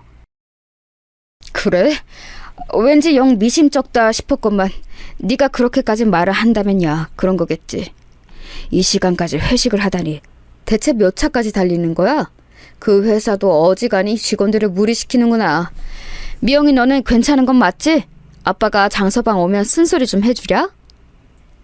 아니에요. 쓴소리는 제가 해줄 준비 이미 다 마쳤으니까 아빠는 나서실 필요 없어요. 죄송한데 저 갑자기 너무 노곤해져서 잠깐 눈 좀 붙일게요. 아이고, 너 힘들 텐데 우리가 눈치도 없이 자꾸 말을 붙이고 있었구나. 그래 미영아. 정말 수고 많았으니 얼른 눈 좀 붙이고 쉬어라. 귀염둥이는 우리가 잘 지켜볼 테니까. 그렇지 여보? 우리는 이만 자리를 비켜주자. 친정 아빠께서는 제가 불편할까봐 노심초사하시면서 친정 엄마의 손을 이끌고 병실을 나가셨어요. 저는 너무 죄송하고 가슴이 허해서 한숨만 내쉬었네요.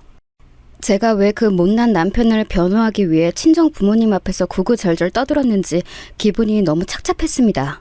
아기를 만난 감동으로 끓어오르고 있어야 할 때에 남편 때문에 속상해하고 있다는 것 자체가 너무 싫었네요. 남편이 병원에 온 건 아침 해가 다 뜰 무렵이었습니다. 어제 출근했던 옷차림 그대로 왔더군요. 정말 수상하게 짝이 없었죠. 과연 친구들과의 술자리였을지 아니면 여자와 함께 놀아난 것인지는 알 수 없는 일이었어요. 밤새 끙끙거리며 잠을 자다 말다 했던 저는 남편이 들어서는 장면을 딱 목격했습니다. 꼴을 보아하니까 집엔 안 들렸구나? 그럼 이 시간까지 대체 어디서 뭘 하고 있었어? 휴대폰도 꺼놓고. 자기 와이프가 목숨 걸고 출산하는 동안 도대체 뭘 하고 있었던 거야? 당신 무사했구나. 아기 잘 나왔구나. 우리 귀염둥이 세상에 태어난 거야? 정말 고마워. 정말 수고 많았어. 그리고 내가 정말 미안해. 술 마시는데 방해될까봐 휴대폰을 꺼뒀는데 도중에 한번 켜본다고 생각만 해놓고 완전히 까먹고 말았어. 휴대폰 켜자마자 당신이 남긴 메시지 확인하고 불이 나게 달려온 거야. 그럼 불이 나게 달려와야지 터덜터덜 걸어오니? 그걸 지금 자랑이랍시고 나한테 하는 말은 아니지? 당신은 아빠가 될 자격조차 없는 사람이야. 같이 있는 것도 소름이 끼치려고 해. 얼굴 꼬라지 보기 싫으니까 당장 꺼져. 미안하다고 했잖아. 아니 내가 신도 아닌데 어떻게 출산일을 정확히 맞출 수가 있겠어? 우리 귀염둥이가 태어날 줄 알았다면 나는 억만금을 주는 술자리라고 해도 절대 안 갔을 거야. 출산 예정일이 아직 꽤 남았다는 생각만 하고서 놀러갔던 죄밖에 없어 나는. 지금 그 말은 그러면 예정일보다 일찍 출산한 내가 잘못이기라도 한다는 거야? 이 상황에서? 당신 아까 우리 부모님이 오셨는데 당신은 어디에 있냐고 나한테 그거 물어보시더라. 근데 내가 당신이 중요한 회사 회식 자리에 갔다고 거짓말을 해버렸어. 내가 왜 그랬는 줄 알아? 당신 위해서? 당신 좋으라고? 아니야. 우리 부모님 걱정시키기 싫어서야. 당신 같은 남자하고 결혼한 내 스스로가 너무 쪽팔려서야. 알아? 제가 분노와 서러움으로 입술을 덜덜 떨면서 말을 마치자 남편은 즉시 무릎을 꿇었습니다. 머리가 부스스하게 뻗친 그 정수리마저도 꼴 보기 싫더라고요. 아나무인 같은 인간이 제 앞에서 무릎까지 꿇었는데 저는 왠지 그것조차 가식으로 보이더군요. 제가 갓 낳은 아기의 아빠인 사람인데도 샘솟기 시작한 모정으로도 감싸기가 힘들어지고 있었어요. 용서해달라며 고개까지 푹 숙인 남편을 내려다보며 제가 이를 악물고서 말했네요. 그래도 아기 아빠니까 아기는 보고 가. 그런 자격 정도는 있다고 생각하니까. 하지만 나 찾아와서 볼 생각은 하지 마. 너무 소름 끼치고 화가 나서 오히려 나 회복하는 데 역효과만 나. 남자로서의 자존심도 다 내려놓고 내가 지금 무릎까지 꿇고서 애절하게 빌고 있는데 당신은 이걸 보고도 마음에 동요가 없어? 당신 말대로 내가 우리 아기 아빠잖아. 좋든 싫든 그건 사실이고 당신이 지금 이렇게 감정 앞세워서 굴면 결국에 이건 당신만 손해인 짓이야. 잘 생각했으면 좋겠다. 뭐? 참나 진짜 어이가 없네. 내가 분명하게 경고하는데 한 번만 더 그런 개소리하면 아예 병원에다가 얘기해서 당신 면회 자체를 막아둘 거야. 산모가 요청하면 그거 가능한 걸로 알고 있어. 그러면 당신은 우리 아기 얼굴도 못 보는 거야. 그렇게 되고 싶으면 계속 그런 개소리를 짓거려 보든가. 제가 단호하게 맞서자 남편은 꿀먹은 벙어리가 되어서는 조용히 일어나 병실을 나갔습니다. 1초라도 더 면상을 보기 싫은 게 진심이기는 하였으나 정말 더 이상 저에게 용서를 구하지도 않고 진심 어린 사과도 하지 않고 휙 가버리는 그 태도에서 저는 정남이가 떨어지는 느낌을 받았어요. 인간관계에서 가장 무서운 게 바로 정 떨어지는 거라던데 어떻게 보면 그때부터 이미 돌이킬 수 없어졌는지도 모르겠습니다. 퇴원을 위해서 산후조리원으로 갔어요. 원래는 이 시기에 시부모님께서 한국에 돌아오실 예정이었으나 계신 곳에서 독감 바이러스가 유행하는 바람에 그러시지를 못했습니다. 일정이 너무 늦춰지게 되었다며 두 분께서 아쉬워하셨는데 영상통화로 아기를 바라보시는 눈빛에 사랑이 넘치셔서 기분이 내심 묘했어요. 왜 남편은 자기 부모를 닮지 않았는지 그것이 안타깝고 의문이었습니다. 조리원 생활을 하는 동안 남편에게서는 이렇다 할 건덕지가 없었습니다. 딱 3번 와서 아기만 보고 간 게 다였어요. 저한테는 카톡으로 용서와 관련된 명언 이런 거나 보내왔고요. 철이 없는 것도 정도가 있지. 생각이 짧은 것에도 정도가 있지. 정말 머리가 아팠습니다. 제가 자꾸만 내쉬는 한숨이나 아기만 슬쩍 보고 가버리는 남편의 태도를 보고 친정 부모님께서는 뭔가를 감지해내신 것 같았어요. 표정을 보니까 오묘하더라고요. 하지만 저에게 선뜻 말씀을 안 꺼내신 건 저를 배려해서 그러신 거겠죠. 미영아, 여기서 별로 편해 보이지 않는데 너만 괜찮으면 우리 집 가서 마저 몸 풀고 지내는 거 어떠니? 저야 그러면 너무 좋지만 두 분이 너무 고생하실까봐 그게 좀 걱정이에요. 엄마는 저 때문에 집에서 그럼 계속 쉬지도 못하실 텐데. 네가 좋다면 다른 건 안 따져도 돼. 그럼 우리 집으로 얼른 가는 걸로 하자. 친정 엄마께서는 예전에 건강이 안 좋으셨던 때의 후유증인지 관절이 안 좋으셨지만 그런 내색도 안 하시고 무조건 저를 반겨주셨어요. 친정 아빠께서도 싱글벙글이셨고요. 무조건적인 제 편이 있다는 게 감사해서 저는 남편이 얼마나 못난 놈인지도 잊고 편하게 친정에서 며칠을 지냈습니다. 그리고 원래 친정에서 이틀을 더 머무는 게 본래 계획이었지만 그냥 앞당겨서 집에 들어가기로 하였어요. 저는 사실 조리원에서부터 계속 저희 집 안방의 침대가 계속 그리웠거든요. 딱 제 체형과 잠버릇에 맞춰서 매트리스를 골랐던 제품이라서 그런지 그 침대가 유독 생각이 났어요. 그런 참에 친정 엄마의 고향 친구 모임이 갑자기 한 주 당겨지면서 그 주의 주말로 변경이 되었거든요. 저하고 아기가 있으면 친정 엄마께서 편히 노실 생각도 안 드실 테니 그냥 빨리 집으로 돌아가는 게 낫겠더라고요. 친정 아빠께서 무척 서운해 하셨죠. 우리 딸이랑 손녀딸이랑 같이 지내서 참 행복하고 좋았는데 이제 집에 가면 앞으로 계속 장서방이랑만 놀고 지낼 거지? 엄마 아빠는 모른 척 할 거지? 벌써부터 섭섭해지려고 한다. 내가 마음의 준비를 해놓고 있어야겠구나. 아니에요. 제가 두 분 뵈러 자주 놀러 올게요. 저 혼자라도 올 거예요. 왜 이렇게 자주 오냐고 잔소리 하실 정도로 올 테니까 지금 그렇게 안 섭섭해 하셔도 돼요. 그렇다면야 우리야 환영이다만 장서방 의견은 듣지도 않고 미영이 너 혼자 이렇게 우리 보러 자주 오겠다고 미리 정해도 되는 거야? 이제 아이가 태어났으니 부모 둘이서 하루 24시간이 모자라도록 아이만 쳐다보고 있어도 모자랄 것 같은데 정말 우리한테 네가 자주 오겠다고? 너 진짜로 장서방이랑 별 문제 없는 거 맞지? 제가 손사래까지 쳐가면서 문제 없다고 강조를 했죠. 하지만 그런 제 노력이 무색해지는 상황이 코앞에 닥쳐 있었더라고요. 친정 부모님 그리고 아기와 함께 집으로 당도한 저는 신발장에서 낯선 여자 구두부터 마주하게 되었습니다. 인지보다도 빠르게 몸이 움직이더라고요. 저도 모르게 성큼성큼 걸음을 옮겨서 안방으로 향했어요. 안방에는 제가 지난 몇 주간 그리워했던 그 침대 위에서 뒹굴고 있는 남녀가 있었습니다. 쪽쪽 거리느라 정신이 없어서 집에 사람이 들어온 것도 몰랐던 둘은 방에 제가 들이닥치자 그제야 소스라쳤어요. 당신 지금 여기 왜 있어? 아직 처가 있어야 하잖아. 이 모양 이 꼴일까봐 일찍 와봤어. 저 여자는 누구야? 내가 혹시나 해서 묻는 건데 나 혼자 서럽게 출산하던 날 저 여자 만나서 놀았던 건 아니지? 제가 비소를 지으면서 묻자 황당하게도 그 상간녀가 흠칫 놀라더라고요. 그것만으로도 맞다는 확신을 얻을 수 있었네요. 이런 짐승만도 못한 놈을 어쩌면 좋을지 제가 허탈한 웃음을 흘리고 있을 때였습니다. 이게 도대체 뭐하는 짓거리인가? 장서방, 감히 우리 딸을 두고 이딴 추잡스러운 짓거리를 해? 장인어른, 게다가 장모님, 다 같이 오신 거예요? 와, 돌아버리겠네. 친정 부모님께서 사색이 되신 채로 다가오셨어요. 친정 엄마께서는 현기증이 나시는지 벽을 잡고 서셨습니다. 저는 결국 남편의 가장 추악한 치부를 제 친정 부모님께 내어 보이고 말았다는 절망감, 알 수 없는 무력감으로 고개를 떨구었어요. 조금 창피하더라고요. 아이도 태어난 마당인데 이건 단순한 사고였던 것으로 상황이 마무리될 게 뻔하다는 생각이 들었습니다. 그런 저의 어깨를 친정 아빠께서는 힘있게 잡았다가 놓아주셨어요. 눈이 마주치자 고개를 끄덕여 주시더군요. 마치 맡겨달라는 신호 같았습니다. 우리 미영이가 괜찮다고 하는 말을 듣고도 의심하긴 했었지. 잘 지내는 게 맞는지 말이야. 전혀 아니었던 것을 지금 다 알았으니 당장 100배 사죄부터 해. 태어난 아기에게도 아빠로서 사죄를 하고. 제가 무릎 꿇었을 때 안 받아줬던 건 저쪽입니다. 그때 제 자존심에 금이 갔다고요. 그런데 또 100배 사죄를 해야 한다니 남자가 바람도 피울 수 있는 거지. 장인어른, 왜 그렇게 야박하게 구십니까?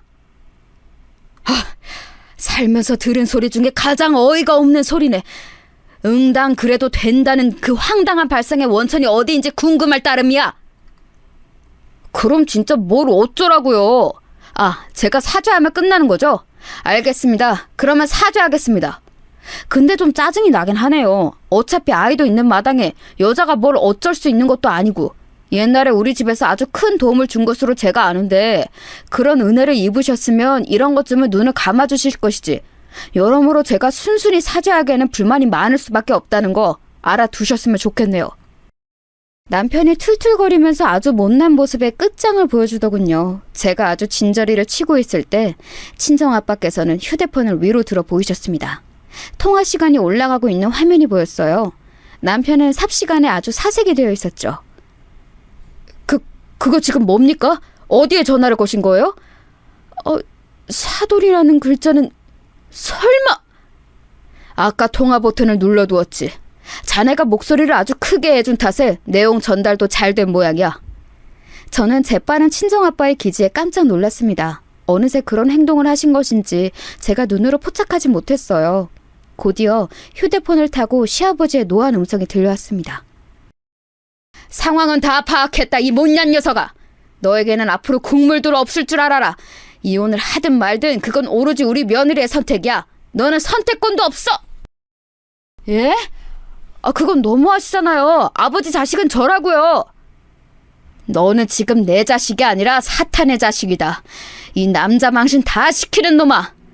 며느리와 손녀가 우리 집안 사람이지, 너는 이제 우리 집안 사람도 아니야. 네가 글러먹은 걸 알면서도 그래도 결혼하고 나면 철이 들겠지 싶었던 것이 내 착각이었구나. 우리 며느리같이 똑부러지는 상대를 만나서 이게 개가천선하는 줄 알았더니 전혀 아니었구나. 너에게는 한 푼도 재산을 안 줄 거고 지금 그 집도 네 거 아니니까 하여간 그런 줄 알아라. 사돈, 다음 달에 나가는 대로 찾아뵙겠습니다. 욕 보시느라 고생하셨습니다. 죄송할 따름입니다. 남편이 혼인 쏙 빠져서 충격으로 몸을 떨고 있을 때 시아버지께서는 친정아빠께 정중한 인사를 남기셨어요. 그에 더욱 타격을 입었는지 남편은 바닥에 그대로 엎어져서는 오열하기 시작했죠. 만약 저 혼자 집에 도착해서 그런 광경을 목격했다면 그저 증거 남기고 화를 내는 것에만 급급했을 거예요. 친정아빠와 같은 발상은 못 해냈을 테죠. 그래서 감사했고 너무 죄송했습니다. 그런 저를 친정 부모님께서는 양 옆에서 꼭 끌어안아 주셨어요. 다 괜찮다는 듯이 말이에요. 그러자 제 마음속 저도 모르고 있던 응어리가 슬슬 풀리더군요. 마음을 굳게 다잡았어요. 저는 그 이후로 제가 원하던 대로 상황 처리를 하였습니다. 정신을 차려보니 현장에서 뱀처럼 도망간 뒤였던 상간녀에게는 소송을 걸었죠. 자택과 직장으로 내용을 크게 보내주었습니다. 망신 제대로 당했을 거예요. 남편은 갖다 버릴까 하다가 곰곰이 생각한 끝에 일단은 이혼을 보류했어요. 왜냐하면 저에게 재혼 의사가 없기 때문이었습니다. 남편은 지금까지 줄곧 저에게 용서를 받으려고 혈안이었지요. 하지만 저는 물론이고 온갖 식구들에게 전부 투명인간 취급을 받고 있어요. 참고로 저는 아이하고 둘이서 집도 따로 살고 있네요. 시댁의 아낌없는 지원 덕분에 걱정이 없어요. 내가 진심으로 잘못했어. 이제는 진짜야. 나 모든 일을 다 후회해. 내가 죽을 죄를 지었어. 그러니 한 번만 더 나에게 기회를 주면 안 될까? 왜 또 찾아와서 난리야? 남자라면 너무 구차하게 그러지 마. 남자의 위신 다 떨어질까 봐 걱정된다. 제가 한껏 비웃어줬더니 남편이 엉엉 울더군요.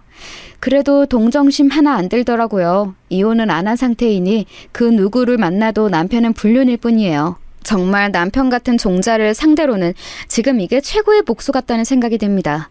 저는 저에게 딱 맞는 생활을 보내고 있어서 더할 나위 없이 행복해요.